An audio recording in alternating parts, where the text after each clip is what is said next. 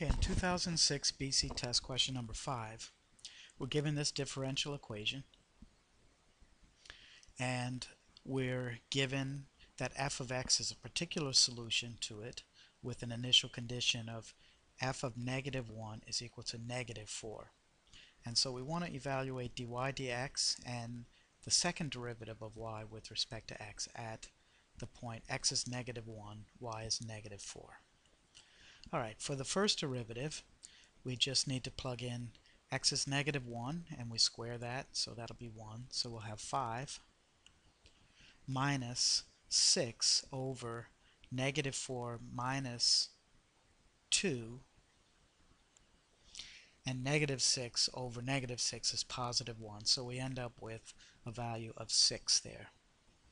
So for the second derivative, we're going to take the derivative of the first derivative, so that's 5x squared. Its derivative is 10x, and x is -1.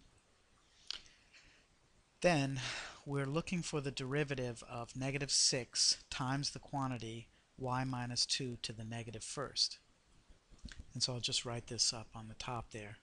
So what we'll do is we'll bring down the -1, and so that'll become +6. We'll leave the inside alone and reduce the exponent by 1, and then we'll multiply that by the derivative of y minus 2, which is just dy dx. And so that is the derivative of the second part, and if we were to plug in x is equal to, well, we don't need an x equal here, we'll plug in y is equal to -4, and then we'll plug in dy dx is equal to 6, which we found in the first part of this problem. And so -4 minus 2 is -6. -6 squared is 36, and we're going to end up with 36 over 36, which is just 1. So we have -10 plus 1, which is -9. And so that completes part A. In part B, we're asked if it's possible for the x-axis to be tangent to the graph of f at some point, and explain why or why not.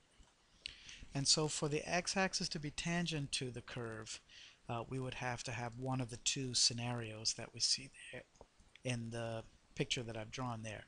Either we have a minimum, that means we have a zero derivative when y is equal to 0, or we have, in either case we're going to have a zero derivative when y is equal to 0. So the question is that possible? Well, if dy dx is equal to 5x squared minus 6 over y minus 2, when y is equal to 0, we're going to get 5x squared plus 3. And that can never equal 0 regardless of the value of x we use. And so the x-axis cannot be tangent to f anywhere. So that's it for part B. In part C, we want to find the second degree Taylor polynomial for f about x equals -1.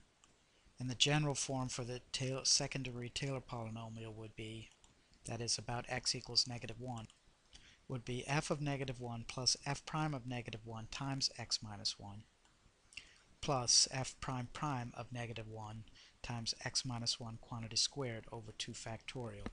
Now we know f of -1, and that is 4, -4. And we also know f prime of -1, and that is 6.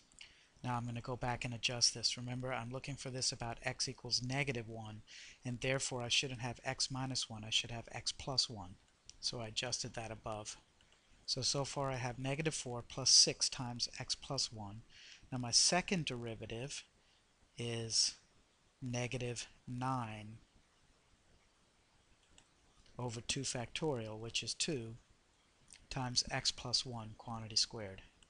And so that'll wrap up part C, and I will get to part D in the next video.